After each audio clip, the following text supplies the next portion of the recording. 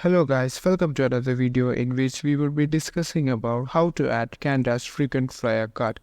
As you all know, you can't add any external card other than debit, credit or transit card, drivers or state ID directly from the Apple Wallet itself.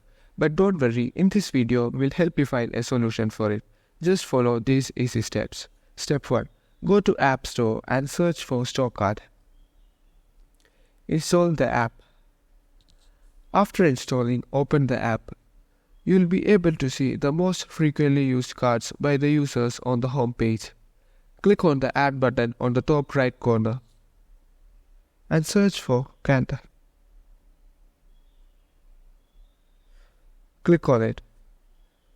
Now you can scan your card via the front camera or enter your card details manually. After doing this, click on Save.